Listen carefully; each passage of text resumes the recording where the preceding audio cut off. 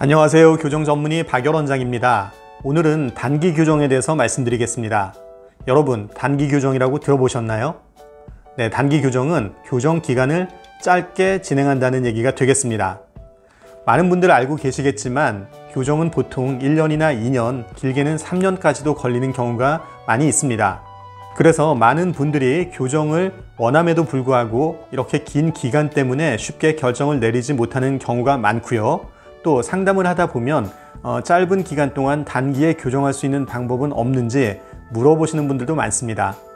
결론부터 말씀드리면 이렇게 단기 교정은 매우 제한된 경우에서만 가능하며 대부분의 경우에서는 이렇게 단기의 교정을 끝마칠 수 있는 경우는 많지 않습니다.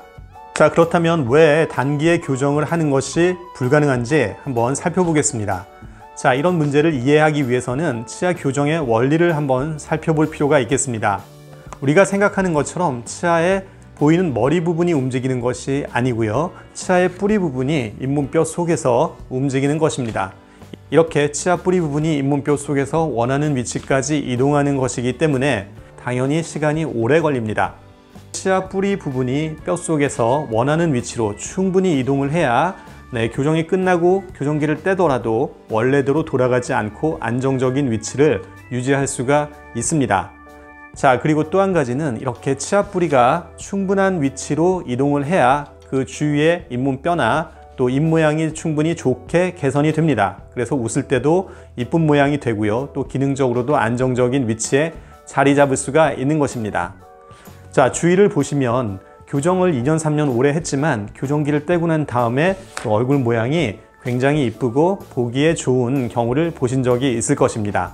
그런 경우가 바로 치아 뿌리가 충분한 기간을 두고 원하는 위치까지 이동을 한 경우가 되겠습니다. 이해가 되십니까?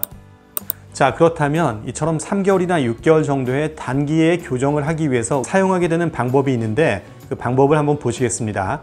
첫 번째는 과도한 치간 삭제가 되겠습니다. 두 번째는요, 부분 교정이나 투명 교정을 너무 빈번하게 그리고 많은 경우에서 사용하는 경우가 되겠는데요. 치간 삭제도 정상적인 교정 방법 중에 하나입니다. 하지만 이것이 너무 과도하게 사용되고 빈번하게 사용되었을 때는 치아 부분이 시릴 수가 있고 또 심지어는 신경치료를 하고 또 씌워주는 경우도 있을 수 있기 때문에 주의를 하셔야 하겠습니다.